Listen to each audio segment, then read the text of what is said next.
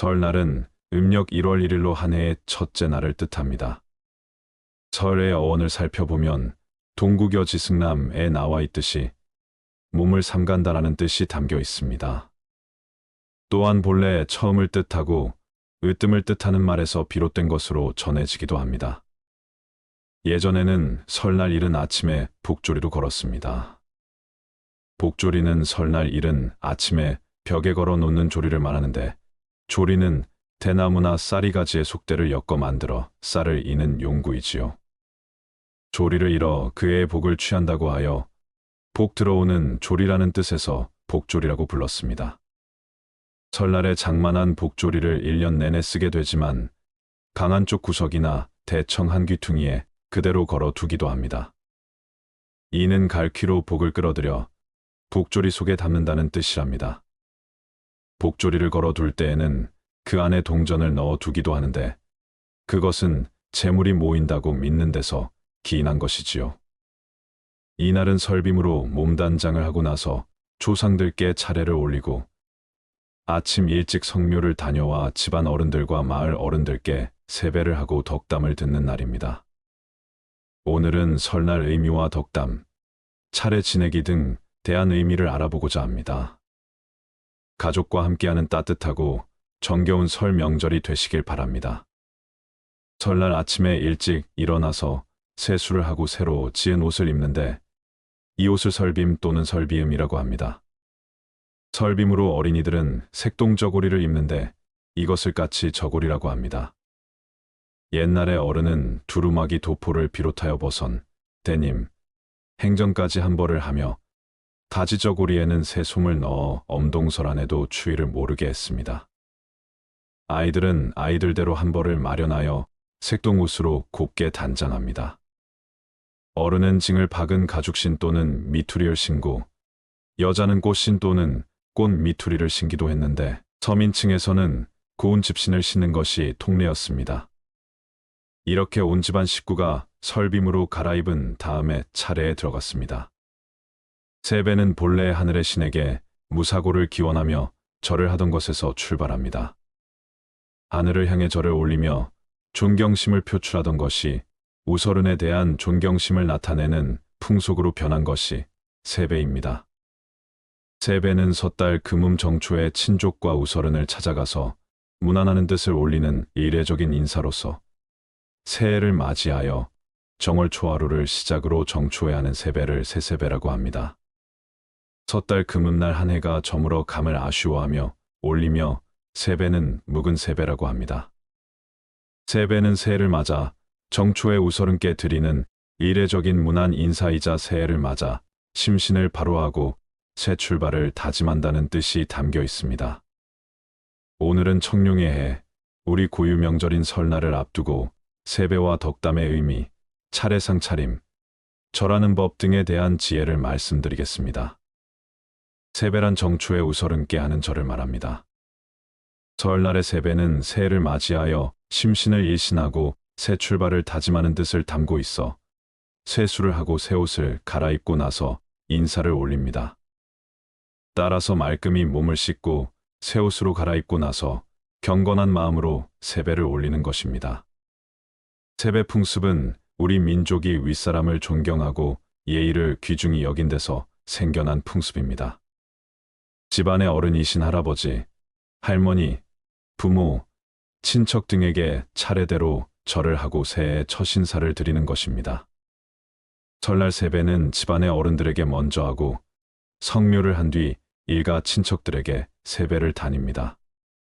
세배를 받는 집에서는 어른들에게는 술과 음식을 대접하고 아이들에게는 과일과 세뱃돈을 주며 정담을 나누고 덕담을 하였습니다. 세배에는 이 두 가지의 의미가 공존하기 때문에 아랫사람은 우설은께 존경을 담아 건강하세요 등의 축원을 올리고 우절은은 아랫사람에게 새 출발과 다짐을 격려하는 덕담을 화답하는 것입니다. 세배를 하면서 어른들은 소원 성취나 건강을 비는 뜻에서 덕담을 해주며 음식을 대접하기도 합니다. 어린이에게는 복돈을 주기도 합니다. 덕담은 새해의 복을 기원해 줌으로써 한 해 동안 아무 탈 없이 그리고 소망하는 모든 일이 이루어질 것이라고 예상하고 축하해 주는 의미를 갖고 있습니다. 새해 사랑하는 자녀들과 손주, 손녀들에게 건강과 행운을 빌어주는 덕담을 준비하고 계신가요? 덕담은 대개 윗사람이 아랫사람에게 행운을 비는 표현을 뜻합니다. 누군가 행복하게 일이 잘 풀리기를 바라는 마음을 담아 전하는 말이지요. 요즘은 남녀노소 위, 아래 구분 없이 정성 어린 표현을 한답니다. 2024년 올해는 갑진년 청룡의 해인 만큼 용이 들어간 덕담이면 더욱 좋겠습니다. 용은 동양의 신화 속에서 강력하고 비상하며 힘이 넘치는 상징으로 손꼽히지요. 용은 고난과 역경을 이겨내고 앞날을 개척하는 용기를 불러 일으키며 모두가 함께 향하는 밝은 미래의 상징이랍니다. 다음은 청룡의 해인 만큼 용이 들어간 덕담 몇 가지입니다. 새해에는 용처럼 비상하시고 어떠한 상황에서도 자신의 힘과 믿음을 잃지 않고 앞으로 나아가세요. 새해에 언제나 강하고 용감한 용처럼 행복하고 의미 있는 한 해를 만들어 보세요. 새해에는 용처럼 지혜롭게 어떤 어려움이 찾아와도 난관을 극복하며 앞으로 나아가시기 바래요. 용은 어떠한 환경에서도 힘차게 적응하는 동물입니다. 용처럼 어떠한 환경에서도 꿋꿋하게 빛을 발할 수 있도록 새로운 도전을 해보세요. 용은 끈기와 근성이 있는 동물입니다. 올 한 해 어떠한 어려움이 찾아와도 용의 꿋꿋함과 근성으로 이겨내시길 기원합니다. 올해 청룡의 기운을 받아 용처럼 용맹하게 보내세요. 용의 꿈을 꾸고 용처럼 힘차고 용맹하게 한 해를 보내세요. 용처럼 씩씩하고 당당하게 모든 어려움을 이겨내세요. 용처럼 비상하시고 성공적인 한 해를 보내세요. 갑진년 청룡의 해, 용처럼 건강하고 무탈하시고 하시는 모든 일이 번영하시길 바랍니다. 새해에는 모든 일들이 긍정적으로 용띠의 지혜를 닮아 지혜로운 일들만 가득하세요. 용의 기상과 열정으로 힘차게 날아오르세요. 용의 날개처럼 비상을 펼치고 어떠한 어려움도 이겨내길 기원합니다. 이상으로 용이 들어간 훈훈한 덕담 몇 가지 말씀드렸습니다. 참고하셔서 활용하시면 좋을 것 같습니다. 전통적인 명절인 설날은 가족과 친지들이 모여 한 자리에 함께하는 특별한 날입니다. 설날은 특히 어린 아이들에게 기쁨과 희망을 주는데 그 중요한 부분 중 하나가 바로 세뱃돈입니다. 설날 세뱃돈의 의미와 유래에 대해 말씀드릴게요. 올해는 아이에게 세배와 세뱃돈의 의미를 알려주세요. 세뱃돈의 역사는 시간이 흐름에 따라 변화하였습니다. 1960년대 중반까지는 돈보다는 떡이나 과일 같은 음식을 세뱃돈으로 주곤 했습니다. 그러나 1960년대 중반부터는 돈을 주는 관행이 시작되었습니다. 이때는 주로 1원짜리 동전이나 5원, 10원짜리 지폐가 사용되었습니다.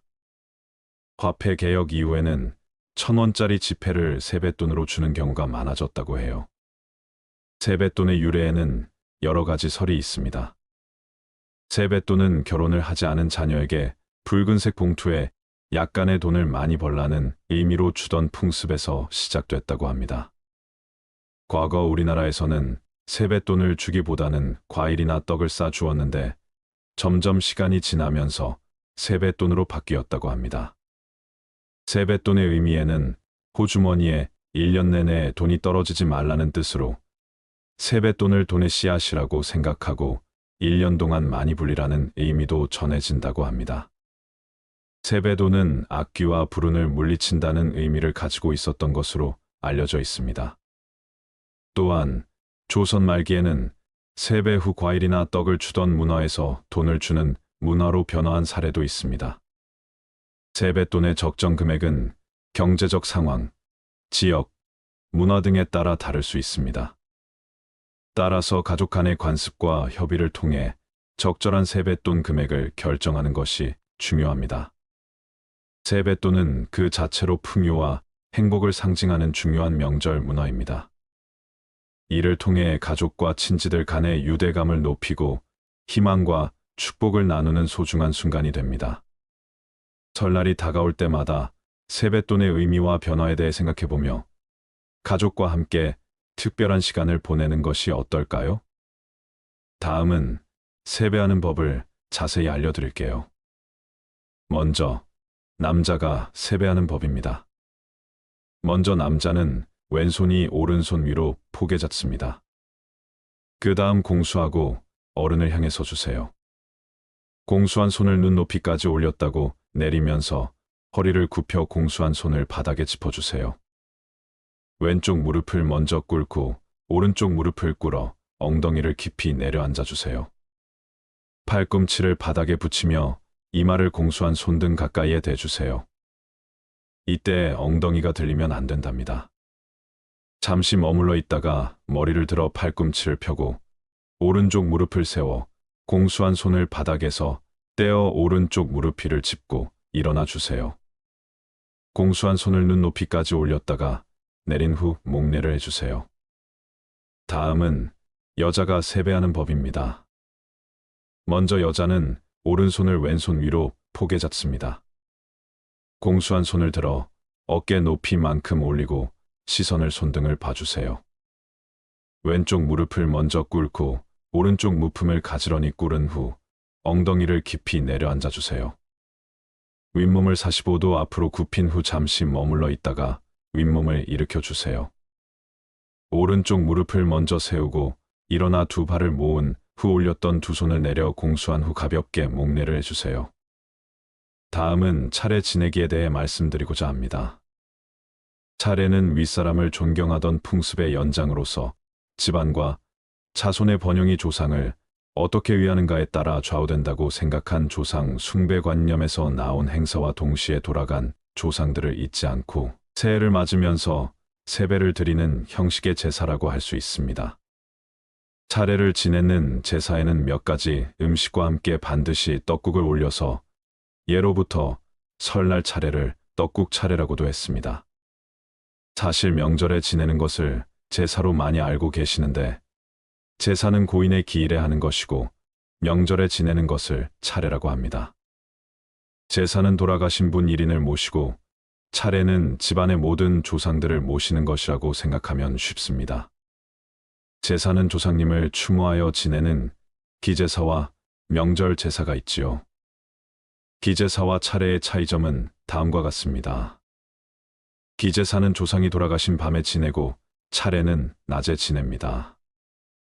기제사는 그날 돌아가신 조상과 배우자에게만 지내고 차례는 자기가 기제를 받드는 모든 조상에게 지냅니다. 기제사는 술을 3번 올리지만 설날 차례는 1번만 올립니다. 기제사는 충문을 올리지만 차례는 읽지 않습니다. 기제사는 촛불을 켜지만 차례는 켜지 않습니다. 기제사는 한문을 하지만 차례는 하지 않습니다. 하지만 제사상 차리는 방법이나 차례상 차리는 방법 자체는 동일합니다. 현대에는 핵가족이 많기 때문에 제사상 상차림 간소화를 많이 합니다. 제사를 지내고 나서 제사 음식을 먹을 사람이 적기 때문이죠. 또한 제사 음식은 지방이나 가정마다 원칙이 다르기 때문에 어떤 것이 정답이라고 할 수는 없습니다. 다음은 일반적인 차례상 차리는 방법입니다. 1열에는 밥, 국, 떡을 놓습니다. 2열에는 산적, 전을 놓습니다. 3열에는 탕을 놓습니다. 4열에는 김치, 나물, 포를 놓습니다. 5열에는 과일, 과자를 놓습니다. 제사상 음식은 항상 홀수로 준비해야 한다고 합니다. 따라서 제사상 탕국 3가지를 준비하기 어렵다면 1개만 올려도 무방합니다. 참고로 제사상 과일 윗부분 깎는 이유는 불교에서 유래한 촉식으로 조상님들께서 눈으로 음식을 감상하고 맛보시라는 배려라고 합니다. 이번에는 상차림 방향에 대해 알아볼까요? 제사상의 방향은 지방이 있는 쪽이 북쪽, 술이 있는 쪽이 남쪽이어야 합니다. 신의의 입장에서 오른쪽이 동쪽, 왼쪽이 서쪽이어야 합니다. 제사상 차림표의 집기와 음식들의 방향은 다음과 같습니다. 첫 번째, 반석행동. 우리가 밥을 먹을 때는 밥을 좌측에 놓고 국을 우측에 놓는데요. 반대로 제사상에는 밥을 서쪽에 두고 국을 동쪽에 두어야 합니다. 즉 조상님이 오셔서 상을 바라봤을 때 밥이 우측에 오고 국이 좌측에 오게 되는 것이지요. 두 번째, 시접거중. 숟가락과 젓가락을 담은 그릇은 상의 북쪽 중화에 있는 신의의 바로 앞에 두어야 합니다. 세 번째, 조유리씨. 좌측부터 대추, 밤, 곶감, 배, 사과 순으로 놓게 되며 기타 과일은 순서와 상관없이 놓습니다. 네 번째, 생동숙서. 생음식은 동쪽에, 익힌 것은 서쪽에 놓습니다. 다섯 번째, 배복방향. 닭이나 생선포를 놓을 때는 등이 하늘을 향하도록 두어야 한다는 내용입니다. 여섯 번째, 두동미서. 생선의 머리는 동쪽으로 향하고 꼬리는 서쪽으로, 생선의 배 부분은 지방 쪽으로 둡니다. 일곱 번째, 홍동백서. 붉은색은 동쪽으로 향하고 흰색은 서쪽으로 향하게 둡니다. 여덟 번째, 어동육서. 어물 재료는 동쪽으로 향하고 육고기와 같은 재료는 서쪽으로 향합니다.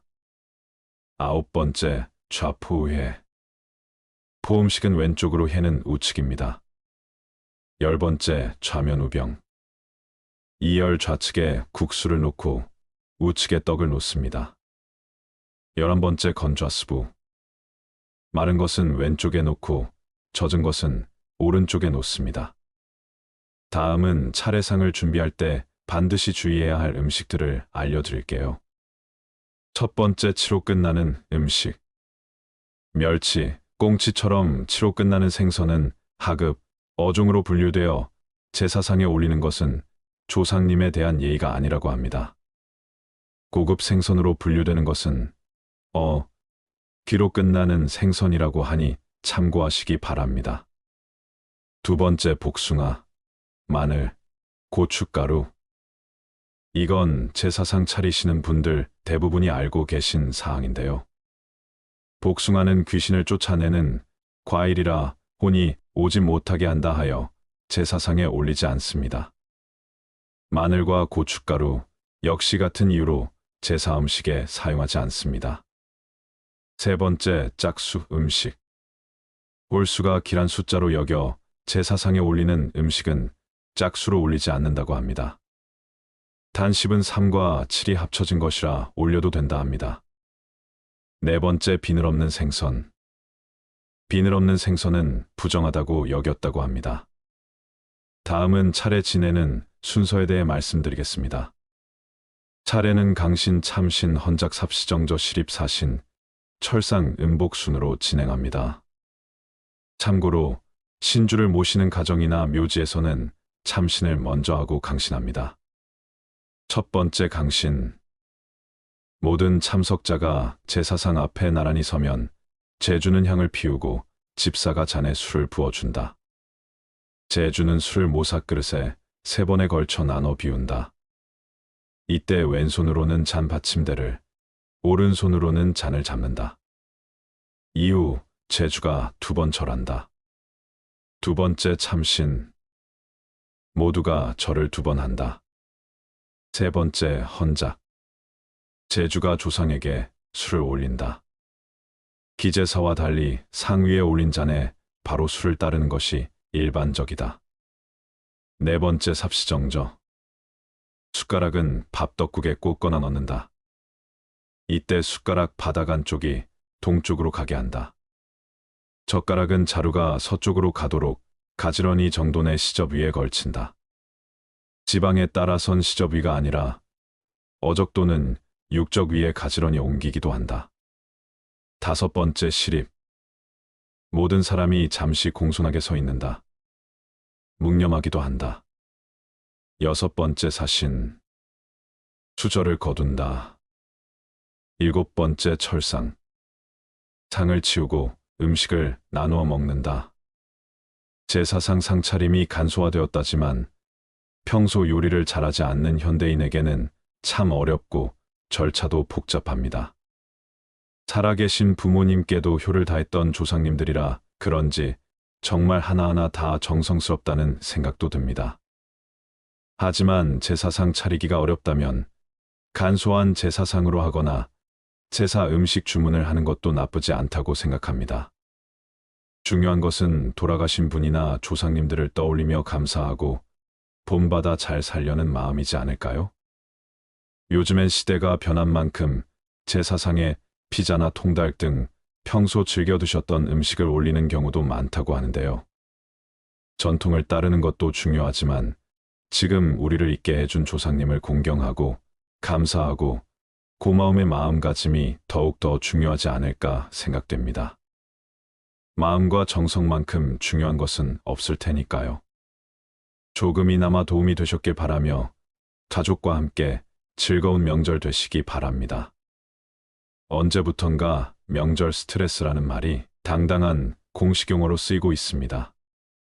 일가 친척들을 오랜만에 만나는 반가운 날인 명절에 스트레스라는 말이 붙은 이유가 뭘까요? 명절 스트레스의 많은 부분은 부적절한 대화 때문이라고 해요. 오랜만에 만나서 하는 얘기고 가족이니까 다 이해하겠지 하는 생각에 본인도 모르게 말을 쉽게 하는 경향이 있다고 합니다.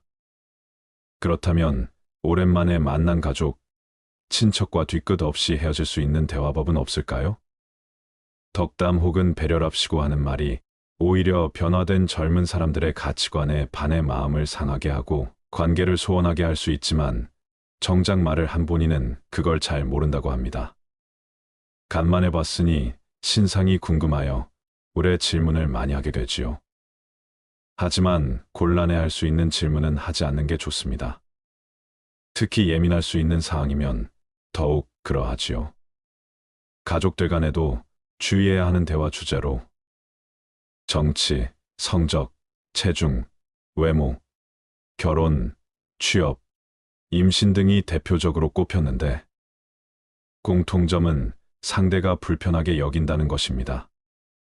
10대에게는 성적과 체중, 20대에게는 결혼과 취업, 30대에게는 직장에 관한 질문이었다고 해요.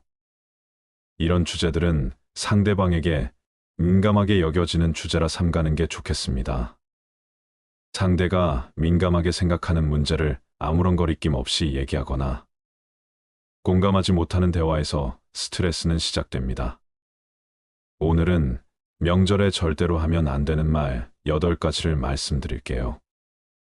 첫 번째, 개인, 근황과 사생활 캐묻기 금지. 사생활 침해의 대표적인 예는 결혼, 취업 등에 관한 얘기입니다. 부모 자식 간에 가장 흔하게 오가는 화제이기도 하지요. 만나자마자 대뜸 시집 언제 갈 거니? 취직은 왜 안 하니? 같은 식으로 말하며 민감한 부분을 전곡으로 건드리면 마음이 상할 수 있습니다. 가족 간이라도 내가 이 얘기를 하면 상대가 어떻게 생각할까? 잠깐이라도 고민을 해보고 나서 말해야 한다는 얘기입니다. 가장 듣기 싫은 잔소리는 요즘 뭐하고 지내? 라고 합니다. 나는 한 번 질문했을지 모르지만 상대방은 이미 여러 번 반복적으로 들었을 가능성이 있으니 굳이 질문하지 않는 편이 좋겠지요. 오랜만에 만난 가족, 친척에게 사적인 질문을 해서는 눈총을 받기 십상입니다. 사귀는 사람은 있니? 결혼은 언제 하니? 애는 언제 가지려고? 등과 같은 질문은 먼저 얘기하기 전까지는 굳이 할 필요가 없습니다. 때가 되면 알아서 소개시켜 줄 사람을 데려오거나 청첩장을 줄 것입니다. 두 번째, 남과 비교하기 금지. 다른 사람과 비교하는 것도 금물입니다. 누구는 어디에 들어갔다던데 아직도 취업 못했니? 부모님 고생 좀 그만 시켜라. 누구네 딸 좀 봐라. 누구는 얼마 모아서 이번에 집 샀다던데 더 열심히 해야겠다. 이런 말들은 상기시켜주지 않아도 이미 다 알고 있는 말입니다. 덕담처럼 들리지만 듣는 사람에겐 날카로운 비수가 됩니다. 세 번째, 걱정해주는 지적질 금지. 가족 간에는 너무 편하다 보니 나도 모르게 걱정하는 말을 하다가 아픈 곳을 건드리는 지적질을 하게 됩니다. 진심으로 걱정해서든 아니든 생각 없이 무심코 던진 말은 아픈 곳을 더욱 찌르게 됩니다. 누구는 뭐 한다던데. 너도 잘 됐으면 좋겠어. 다 너 잘 되라고 하는 말이다. 여자친구 생겼다며. 뭐 하는 사람이니? 아무나 만나면 안 된다. 흔히 라떼는으로 시작하는 유형의 대화도 금지입니다. 이번에 취업은 어디로 해? 나 때는 말이야. 이런 말은 하지 않는 게 좋습니다. 네 번째, 정치 이야기 금지. 어느 가족이나 모이면 정치 이야기를 빼놓을 수 없습니다. 오죽하면 명절 밥상에 정치 주제가 반찬으로 오른다는 말까지 있을 정도인데요. 친구 사이에도 정치 이야기는 하는 게 아니라고 하지요. 명절만이라도 정치적인 소신은 내려놓고 정치 뉴스가 나온다거나 정치 이슈가 나온다면 슬그머니 화제를 다른 곳으로 돌려보는 건 어떨까요? 다섯 번째, 인신공격성 외모 지적 금지. 그만 먹어. 살 좀 빼라. 몸 관리 좀 해야지. 신체를 대놓고 하는 잔소리는 최악이랍니다. 무심코 던진 돌에 개구리는 죽을 수도 있지요. 뚱뚱하다는 말로 인해 비만이 더 심해질 수도 있다고 합니다. 인신공격성 발언은 절대 하지 마세요. 여섯 번째, 자기 자랑 금지. 벼는 익을수록 고개를 숙인다고 합니다. 가족 간의 은근한 자기 자랑은 못 사는 가족에게는 질투와 불쾌감을 줄 수 있어요. 자식 자랑도 그렇지 못한 가족에게는 듣기 싫고 비교가 되어 더욱 초라한 마음만 생길 뿐입니다. 가족의 화합을 위해 명절만큼이라도 자기 자랑, 잘난 척은 하지 마시길 바랍니다. 일곱 번째, 경제적 상황 캐묻기 금지. 연봉을 얼마나 받고 있는지, 돈은 얼마나 모았는지, 집은 언제 사려고 하는지 등 구체적인 경제 상황에 대해 물으면 실례입니다. 여덟 번째, 덕담은 하되 훈계는 하지 말기. 자녀들에게 좋은 덕담은 하되 가르치는 훈계를 하는 것은 안 하는 이만 못합니다. 덕담한다고 상대방의 상처를 건드리는 언사는 피해야 합니다. 구체적인 방법을 제시하며 자신의 생각을 주장하는 것은 덕담이 아니랍니다. 올해는 우리 모두 건강하고 행복하게 살자. 누구누구는 뭐든 다 잘할 거야. 등의 상대방을 믿어주는 긍정적인 말을 해주세요. 이상으로 명절에 절대로 하면 안 되는 말 8가지를 말씀드렸습니다. 다음은 말로 마음을 상하게 하는 대표적인 유형 4가지입니다. 첫 번째, 취직은 어떻게 됐니? 어려운 경제 사정으로 우리 주변엔 취업, 실직으로 고민하는 사람이 많지요. 이들에게는 취업과 관련한 한마디 한마디가 스트레스랍니다. 당사자가 이미 고민하고 속상해하고 있는 문제지요. 오랜만에 만난 가족, 친척에게 상처에 소금을 뿌리는 말은 피해야 한다. 회사 안 다니면 요즘은 뭐하냐? 실력을 키워야지. 눈높이를 낮춰라. 이런 말들 하지 마세요. 두 번째, 언제 결혼할 거니? 젊은 남녀들에게 듣기 싫어하는 말 1위로 꼽힐 정도라고 하지요. 그런 얘기가 나올 것이 뻔히 보이기 때문에 아예 가족 모임에 가지 않으려는 사람도 많다고 합니다. 이제 결혼해야지? 사귀는 사람은 있니? 너무 고르지 마라. 사귀는 상대가 있는 경우에도 세세하게 묻지 않는 것이 좋다. 뭐 하는 사람이니? 학교는 어디 나왔대? 같은 질문은 듣는 이에게 부담입니다. 세 번째, 어느 대학을 지망하니? 가족 중에 수험생이나 학생이 있다면 이런 말은 하지 않는 게 좋습니다. 학업 스트레스를 가중하기 때문이다. 모의고사는 몇 점 나왔니? 게임은 그만하고 공부 좀 해라. 어중간한 대학 가려면 기술이나 배워라. 올해엔 합격할 수 있겠지? 네 번째, 누구네는 뭘 했다는데. 남과 비교하는 말은 상처를 주기 쉽습니다. 어쩌다 만나는 가족, 친척 사이에서는 특히 삼가야 합니다. 누구네 아들은 부장 승진했다는데, 누구는 벌써 아들 낳았다는데, 다른 자식들은 어떻다는데, 누구네 딸 좀 봐라.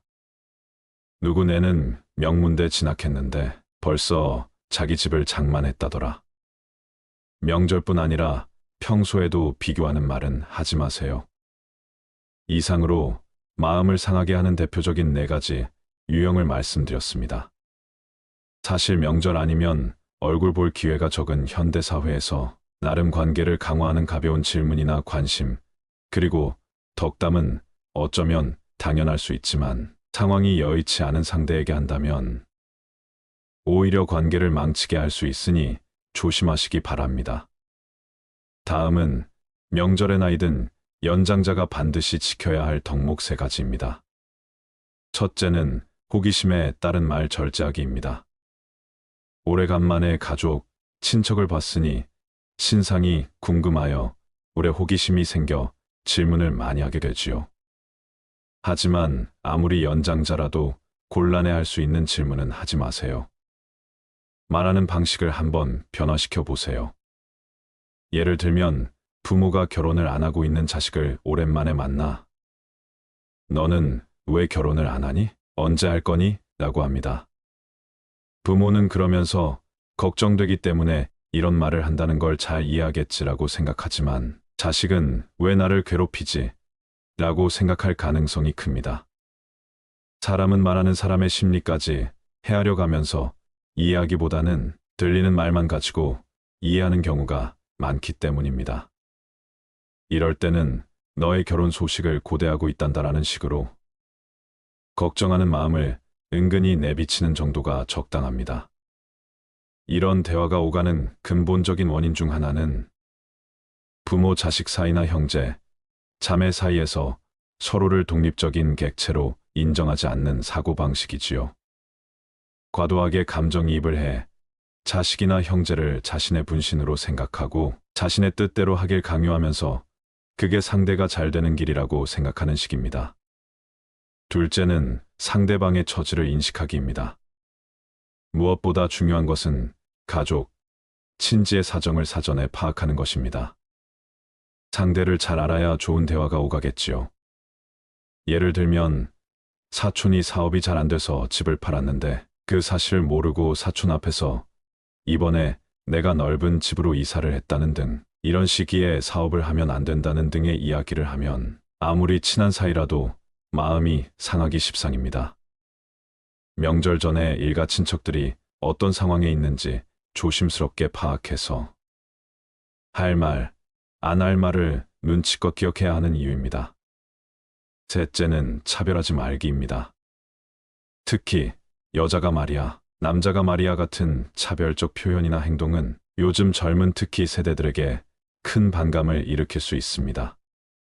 이런 말을 들으면 나이 든 사람은 유연하게 대응해 넘어갈 수 있지만 어린 친구들은 발끈하는 경우가 많답니다. 이런 차별적인 발언은 절대 하지 마시기 바랍니다. 이상으로 나이 든 연장자가 명절에 지켜야 할 덕목 3가지 말씀드렸습니다. 오늘 말씀드린 내용을 정리해 볼게요. 가족 사이라도 오랜만에 만날 때는 할 말, 안 할 말을 가려서 해야 합니다. 서로의 형편을 미리 파악하는 것이 좋고 지나치게 간섭하지 않는 편이 바람직하지요. 반발하면 대화가 싸움이 되고 무조건 참으면 화가 쌓여 나중에 엉뚱하게 터질 수 있답니다. 담담하게 답했는데 여기에 대고 상대가 화를 내는 상황이 있을 수 있게 됩니다.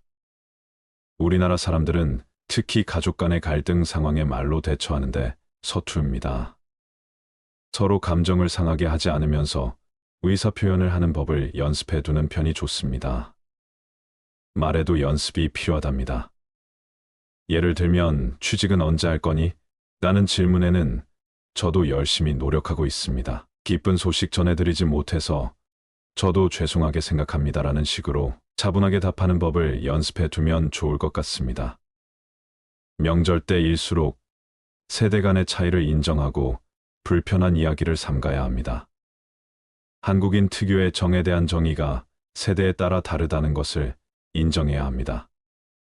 윗세대는 서로 부대끼면서 드는 미운 정, 고운 정이 정이라고 생각하지만 아랫세대는 어려울 때 보이지 않게 돕는 것, 이 정이라고 생각한다고 해요. 여러분, 명절 때일수록 불편한 이야기를 삼가고 지갑은 여는 것이 좋겠지요? 설의 어원을 살펴보면 동구겨 지승남에 나와 있듯이 몸을 삼간다라는 뜻이 담겨 있습니다. 또한 본래 처음을 뜻하고 으뜸을 뜻하는 말에서 비롯된 것으로 전해지기도 합니다. 예전에는 설날 이른 아침에 복조리로 걸었습니다. 복조리는 설날 이른 아침에 벽에 걸어 놓는 조리를 말하는데, 조리는 대나무나 쌀이가지의 속대를 엮어 만들어 쌀을 이는 용구이지요. 조리를 이뤄 그의 복을 취한다고 하여 복 들어오는 조리라는 뜻에서 복조리라고 불렀습니다. 설날에 장만한 복조리를 1년 내내 쓰게 되지만 강한 쪽 구석이나 대청 한 귀퉁이에 그대로 걸어 두기도 합니다. 이는 갈퀴로 복을 끌어들여 복조리 속에 담는다는 뜻이랍니다. 복조리를 걸어 둘 때에는 그 안에 동전을 넣어 두기도 하는데, 그것은 재물이 모인다고 믿는 데서 기인한 것이지요. 이날은 설빔으로 몸단장을 하고 나서 조상들께 차례를 올리고 아침 일찍 성묘를 다녀와 집안 어른들과 마을 어른들께 세배를 하고 덕담을 듣는 날입니다.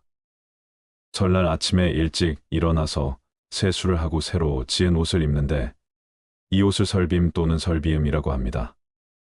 설빔으로 어린이들은 색동저고리를 입는데 이것을 까치 저고리라고 합니다. 옛날에 어른은 두루마기 도포를 비롯하여 버선, 데님, 행정까지 한 벌을 하며 가지저고리에는 새솜을 넣어 엄동설 안에도 추위를 모르게 했습니다. 아이들은 아이들대로 한 벌을 마련하여 색동옷으로 곱게 단장합니다.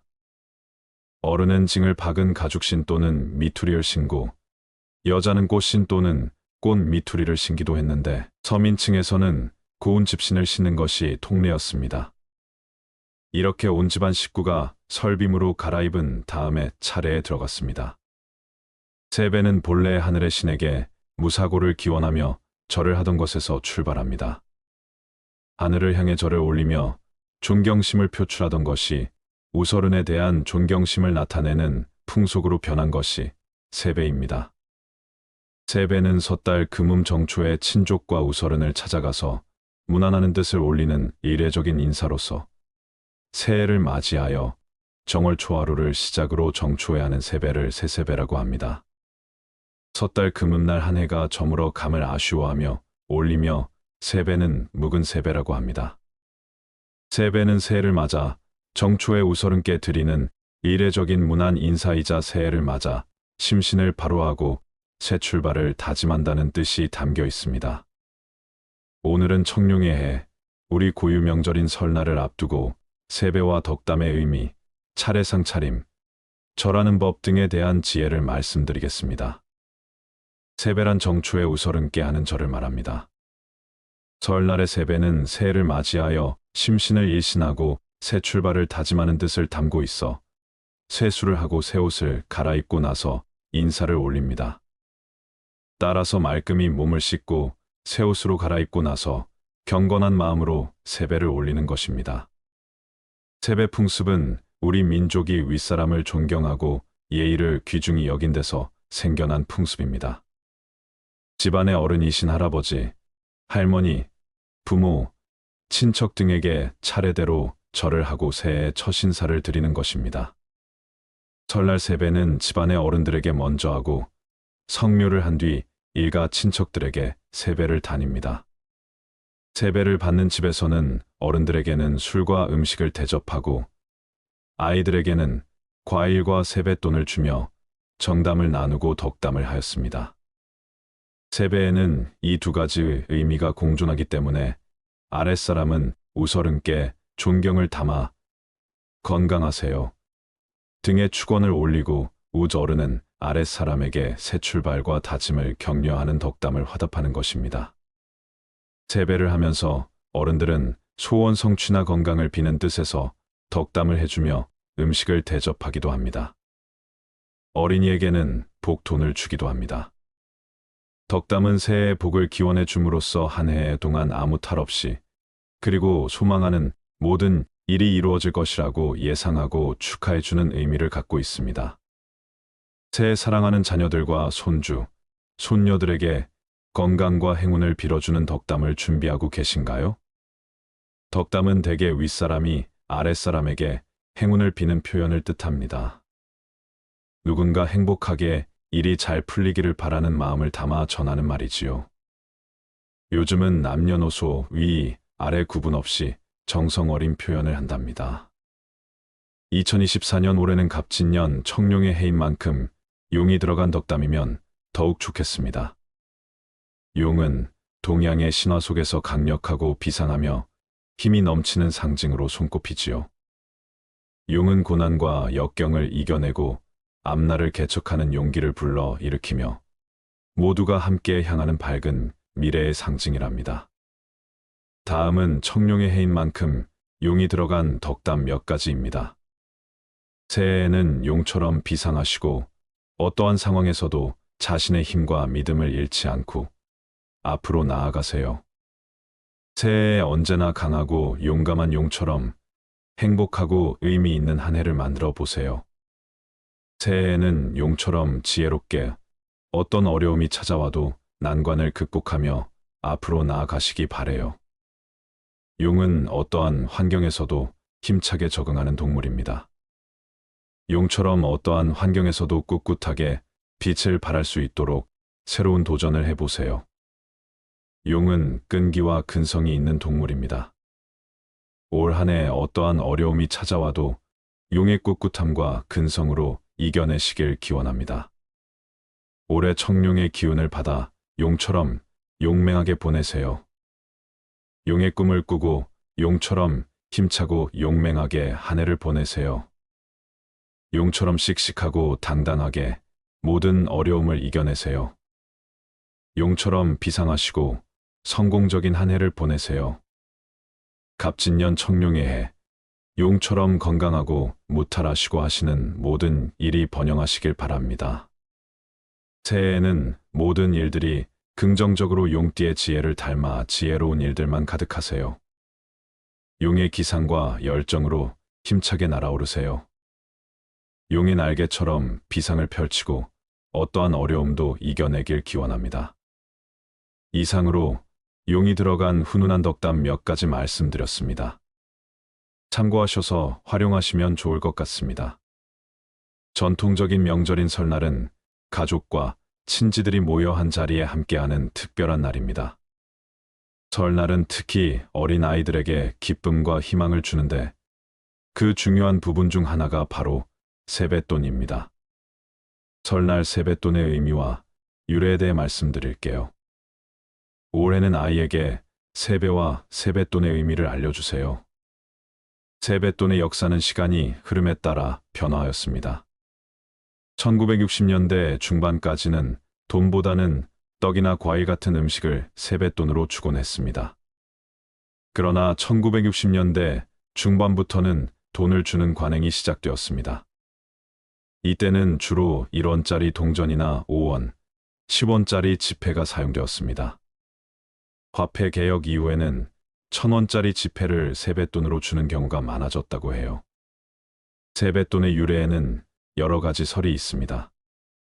세뱃돈은 결혼을 하지 않은 자녀에게 붉은색 봉투에 약간의 돈을 많이 벌라는 의미로 주던 풍습에서 시작됐다고 합니다.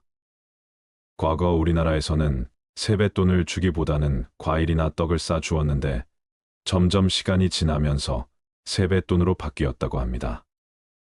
세뱃돈의 의미에는 호주머니에 1년 내내 돈이 떨어지지 말라는 뜻으로 세뱃돈을 돈의 씨앗이라고 생각하고 1년 동안 많이 불리라는 의미도 전해진다고 합니다. 세뱃돈은 악귀와 불운을 물리친다는 의미를 가지고 있었던 것으로 알려져 있습니다. 또한 조선 말기에는 세배 후 과일이나 떡을 주던 문화에서 돈을 주는 문화로 변화한 사례도 있습니다. 세뱃돈의 적정 금액은 경제적 상황, 지역, 문화 등에 따라 다를 수 있습니다. 따라서 가족 간의 관습과 협의를 통해 적절한 세뱃돈 금액을 결정하는 것이 중요합니다. 세뱃돈은 그 자체로 풍요와 행복을 상징하는 중요한 명절 문화입니다. 이를 통해 가족과 친지들 간의 유대감을 높이고 희망과 축복을 나누는 소중한 순간이 됩니다. 설날이 다가올 때마다 세뱃돈의 의미와 변화에 대해 생각해보며 가족과 함께 특별한 시간을 보내는 것이 어떨까요? 다음은 세배하는 법을 자세히 알려드릴게요. 먼저, 남자가 세배하는 법입니다. 먼저 남자는 왼손이 오른손 위로 포개 잡습니다. 그 다음 공수하고 어른을 향해 서주세요. 공수한 손을 눈높이까지 올렸다고 내리면서 허리를 굽혀 공수한 손을 바닥에 짚어주세요. 왼쪽 무릎을 먼저 꿇고 오른쪽 무릎을 꿇어 엉덩이를 깊이 내려앉아 주세요. 팔꿈치를 바닥에 붙이며 이마를 공수한 손등 가까이에 대주세요. 이때 엉덩이가 들리면 안 된답니다. 잠시 머물러 있다가 머리를 들어 팔꿈치를 펴고 오른쪽 무릎을 세워 공수한 손을 바닥에서 떼어 오른쪽 무릎 위를 짚고 일어나 주세요. 공수한 손을 눈높이까지 올렸다가 내린 후 목례를 해주세요. 다음은 여자가 세배하는 법입니다. 먼저 여자는 오른손을 왼손 위로 포개 잡습니다. 공수한 손을 들어 어깨 높이만큼 올리고 시선을 손등을 봐주세요. 왼쪽 무릎을 먼저 꿇고 오른쪽 무품을 가지런히 꿇은 후 엉덩이를 깊이 내려앉아 주세요. 윗몸을 45도 앞으로 굽힌 후 잠시 머물러 있다가 윗몸을 일으켜 주세요. 오른쪽 무릎을 먼저 세우고 일어나 두 발을 모은 후 올렸던 두 손을 내려 공수한 후 가볍게 목례를 해주세요. 다음은 차례 지내기에 대해 말씀드리고자 합니다. 차례는 윗사람을 존경하던 풍습의 연장으로서 집안과 자손의 번영이 조상을 어떻게 위하는가에 따라 좌우된다고 생각한 조상 숭배관념에서 나온 행사와 동시에 돌아간 조상들을 잊지 않고 새해를 맞으면서 세배를 드리는 형식의 제사라고 할 수 있습니다. 차례를 지내는 제사에는 몇 가지 음식과 함께 반드시 떡국을 올려서 예로부터 설날 차례를 떡국 차례라고도 했습니다.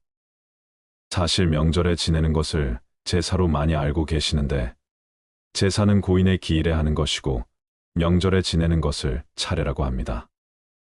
제사는 돌아가신 분 1인을 모시고 차례는 집안의 모든 조상들을 모시는 것이라고 생각하면 쉽습니다. 제사는 조상님을 추모하여 지내는 기제사와 명절 제사가 있지요. 기제사와 차례의 차이점은 다음과 같습니다. 기제사는 조상이 돌아가신 밤에 지내고 차례는 낮에 지냅니다. 기제사는 그날 돌아가신 조상과 배우자에게만 지내고 차례는 자기가 기제를 받드는 모든 조상에게 지냅니다. 기제사는 술을 3번 올리지만 설날 차례는 1번만 올립니다. 기제사는 충문을 올리지만 차례는 읽지 않습니다. 기제사는 촛불을 켜지만 차례는 켜지 않습니다. 기제사는 한문을 하지만 차례는 하지 않습니다. 하지만 제사상 차리는 방법이나 차례상 차리는 방법 자체는 동일합니다. 현대에는 핵가족이 많기 때문에 제사상 상차림 간소화를 많이 합니다. 제사를 지내고 나서 제사 음식을 먹을 사람이 적기 때문이죠. 또한 제사 음식은 지방이나 가정마다 원칙이 다르기 때문에 어떤 것이 정답이라고 할 수는 없습니다. 다음은 일반적인 차례상 차리는 방법입니다. 1열에는 밥, 국, 떡을 놓습니다. 2열에는 산적, 전을 놓습니다. 3열에는 탕을 놓습니다. 4열에는 김치, 나물, 포를 놓습니다. 5열에는 과일, 과자를 놓습니다. 제사상 음식은 항상 홀수로 준비해야 한다고 합니다. 따라서 제사상 탕국 3가지를 준비하기 어렵다면 1개만 올려도 무방합니다. 참고로 제사상 과일 윗부분 깎는 이유는 불교에서 유래한 촉식으로 조상님들께서 눈으로 음식을 감상하고 맛보시라는 배려라고 합니다. 이번에는 상차림 방향에 대해 알아볼까요? 제사상의 방향은 지방이 있는 쪽이 북쪽, 술이 있는 쪽이 남쪽이어야 합니다. 신의의 입장에서 오른쪽이 동쪽, 왼쪽이 서쪽이어야 합니다. 제사상 차림표의 집기와 음식들의 방향은 다음과 같습니다. 첫 번째 반석행동. 우리가 밥을 먹을 때는 밥을 좌측에 놓고 국을 우측에 놓는데요. 반대로 제사상에는 밥을 서쪽에 두고 국을 동쪽에 두어야 합니다. 즉 조상님이 오셔서 상을 바라봤을 때 밥이 우측에 오고 국이 좌측에 오게 되는 것이지요. 두 번째 시접거중. 숟가락과 젓가락을 담은 그릇은 상의 북쪽 중화에 있는 신의의 바로 앞에 두어야 합니다. 세 번째 조유리씨. 좌측부터 대추, 밤, 곶감, 배, 사과 순으로 놓게 되며 기타 과일은 순서와 상관없이 놓습니다. 네 번째 생동숙서. 생음식은 동쪽에, 익힌 것은 서쪽에 놓습니다. 다섯 번째 배복방향. 닭이나 생선포를 놓을 때는 등이 하늘을 향하도록 두어야 한다는 내용입니다. 여섯 번째 두동미서. 생선의 머리는 동쪽으로 향하고 꼬리는 서쪽으로, 생선의 배 부분은 지방 쪽으로 둡니다. 일곱 번째 홍동백서. 붉은색은 동쪽으로 향하고 흰색은 서쪽으로 향하게 둡니다. 여덟 번째 어동육서. 어물 재료는 동쪽으로 향하고 육고기와 같은 재료는 서쪽으로 향합니다. 아홉 번째 좌포우회. 포음식은 왼쪽으로 해는 우측입니다. 열 번째 좌면우병. 이열 좌측에 국수를 놓고 우측에 떡을 놓습니다. 11번째 건좌수부. 마른 것은 왼쪽에 놓고 젖은 것은 오른쪽에 놓습니다. 다음은 차례상을 준비할 때 반드시 주의해야 할 음식들을 알려드릴게요. 첫 번째 치로 끝나는 음식. 멸치, 꽁치처럼 치로 끝나는 생선은 하급, 어종으로 분류되어 제사상에 올리는 것은 조상님에 대한 예의가 아니라고 합니다. 고급 생선으로 분류되는 것은 기로 끝나는 생선이라고 하니 참고하시기 바랍니다. 두 번째 복숭아, 마늘, 고춧가루. 이건 제사상 차리시는 분들 대부분이 알고 계신 사항인데요. 복숭아는 귀신을 쫓아내는 과일이라 혼이 오지 못하게 한다 하여 제사상에 올리지 않습니다. 마늘과 고춧가루 역시 같은 이유로 제사 음식에 사용하지 않습니다. 세 번째 짝수 음식. 홀수가 길한 숫자로 여겨 제사상에 올리는 음식은 짝수로 올리지 않는다고 합니다. 단 10은 3과 7이 합쳐진 것이라 올려도 된다 합니다. 네 번째 비늘 없는 생선. 비늘 없는 생선은 부정하다고 여겼다고 합니다. 다음은 차례 지내는 순서에 대해 말씀드리겠습니다. 차례는 강신, 참신, 헌작, 삽시정저, 시립, 사신, 철상, 음복 순으로 진행합니다. 참고로 신주를 모시는 가정이나 묘지에서는 참신을 먼저 하고 강신합니다. 첫 번째 강신. 모든 참석자가 제사상 앞에 나란히 서면 제주는 향을 피우고 집사가 잔에 술을 부어준다. 제주는 술을 모삭그릇에 3번에 걸쳐 나눠 비운다. 이때 왼손으로는 잔 받침대를, 오른손으로는 잔을 잡는다. 이후 제주가 2번 절한다. 두 번째 참신. 모두가 절을 2번 한다. 세 번째 헌작. 제주가 조상에게 술을 올린다. 기제사와 달리 상 위에 올린 잔에 바로 술을 따르는 것이 일반적이다. 네 번째 삽시정저. 숟가락은 밥떡국에 꽂거나 넣는다. 이때 숟가락 바닥 안쪽이 동쪽으로 가게 한다. 젓가락은 자루가 서쪽으로 가도록 가지런히 정돈의 시접 위에 걸친다. 지방에 따라 선 시접 위가 아니라 어적 또는 육적 위에 가지런히 옮기기도 한다. 다섯 번째 시립. 모든 사람이 잠시 공손하게 서 있는다. 묵념하기도 한다. 여섯 번째 사신. 수저를 거둔다. 일곱 번째 철상. 상을 치우고 음식을 나누어 먹는다. 제사상 상차림이 간소화되었다지만 평소 요리를 잘하지 않는 현대인에게는 참 어렵고 절차도 복잡합니다. 살아계신 부모님께도 효를 다했던 조상님들이라 그런지 정말 하나하나 다 정성스럽다는 생각도 듭니다. 하지만 제사상 차리기가 어렵다면 간소한 제사상으로 하거나 제사 음식 주문을 하는 것도 나쁘지 않다고 생각합니다. 중요한 것은 돌아가신 분이나 조상님들을 떠올리며 감사하고 본받아 잘 살려는 마음이지 않을까요? 요즘엔 시대가 변한 만큼 제사상에 피자나 통닭 등 평소 즐겨 드셨던 음식을 올리는 경우도 많다고 하는데요. 전통을 따르는 것도 중요하지만 지금 우리를 있게 해준 조상님을 공경하고 감사하고 고마움의 마음가짐이 더욱더 중요하지 않을까 생각됩니다. 마음과 정성만큼 중요한 것은 없을 테니까요. 조금이나마 도움이 되셨길 바라며 가족과 함께 즐거운 명절 되시기 바랍니다. 언제부턴가 명절 스트레스라는 말이 당당한 공식용어로 쓰이고 있습니다. 일가 친척들을 오랜만에 만나는 반가운 날인 명절에 스트레스라는 말이 붙은 이유가 뭘까요? 명절 스트레스의 많은 부분은 부적절한 대화 때문이라고 해요. 오랜만에 만나서 하는 얘기고 가족이니까 다 이해하겠지 하는 생각에 본인도 모르게 말을 쉽게 하는 경향이 있다고 합니다. 그렇다면 오랜만에 만난 가족, 친척과 뒤끝 없이 헤어질 수 있는 대화법은 없을까요? 덕담 혹은 배려랍시고 하는 말이 오히려 변화된 젊은 사람들의 가치관에 반해 마음을 상하게 하고 관계를 소원하게 할 수 있지만 정작 말을 한 본인은 그걸 잘 모른다고 합니다. 간만에 봤으니 신상이 궁금하여 오래 질문을 많이 하게 되지요. 하지만 곤란해할 수 있는 질문은 하지 않는 게 좋습니다.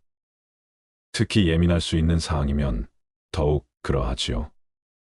가족들 간에도 주의해야 하는 대화 주제로 정치, 성적, 체중, 외모, 결혼, 취업, 임신 등이 대표적으로 꼽혔는데 공통점은 상대가 불편하게 여긴다는 것입니다.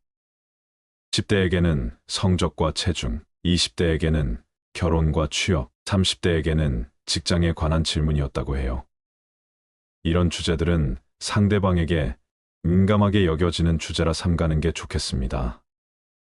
상대가 민감하게 생각하는 문제를 아무런 거리낌 없이 얘기하거나 공감하지 못하는 대화에서 스트레스는 시작됩니다. 오늘은 명절에 절대로 하면 안 되는 말 8가지를 말씀드릴게요. 첫 번째, 개인, 근황과 사생활 캐묻기 금지. 사생활 침해의 대표적인 예는 결혼, 취업 등에 관한 얘기입니다. 부모 자식 간에 가장 흔하게 오가는 화제이기도 하지요. 만나자마자 대뜸 시집 언제 갈 거니? 취직은 왜 안 하니? 같은 식으로 말하며 민감한 부분을 전곡으로 건드리면 마음이 상할 수 있습니다. 가족 간이라도 내가 이 얘기를 하면 상대가 어떻게 생각할까? 잠깐이라도 고민을 해보고 나서 말해야 한다는 얘기입니다.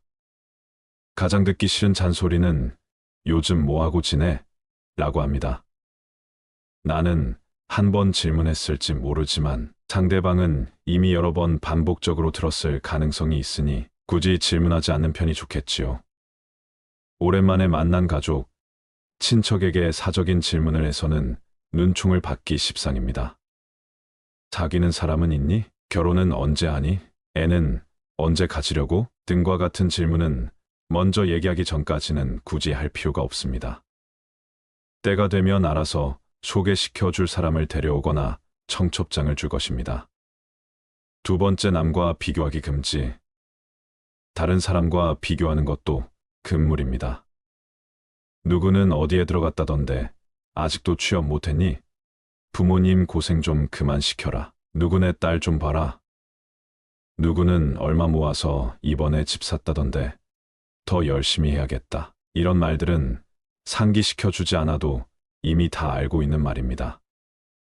덕담처럼 들리지만 듣는 사람에겐 날카로운 비수가 됩니다. 세 번째, 걱정해주는 지적질 금지. 가족 간에는 너무 편하다 보니 나도 모르게 걱정하는 말을 하다가 아픈 곳을 건드리는 지적질을 하게 됩니다. 진심으로 걱정해서든 아니든 생각 없이 무심코 던진 말은 아픈 곳을 더욱 찌르게 됩니다. 누구는 뭐 한다던데. 너도 잘 됐으면 좋겠어. 다 너 잘 되라고 하는 말이다. 여자친구 생겼다며. 뭐 하는 사람이니? 아무나 만나면 안 된다. 흔히 라떼는으로 시작하는 유형의 대화도 금지입니다. 이번에 취업은 어디로 해? 나 때는 말이야. 이런 말은 하지 않는 게 좋습니다. 네 번째, 정치 이야기 금지. 어느 가족이나 모이면 정치 이야기를 빼놓을 수 없습니다. 오죽하면 명절 밥상에 정치 주제가 반찬으로 오른다는 말까지 있을 정도인데요. 친구 사이에도 정치 이야기는 하는 게 아니라고 하지요.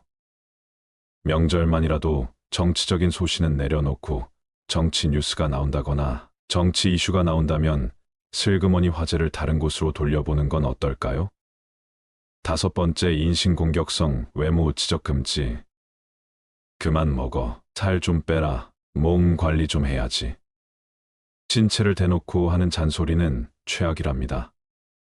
무심코 던진 돌에 개구리는 죽을 수도 있지요. 뚱뚱하다는 말로 인해 비만이 더 심해질 수도 있다고 합니다. 인신공격성 발언은 절대 하지 마세요. 여섯 번째, 자기 자랑 금지.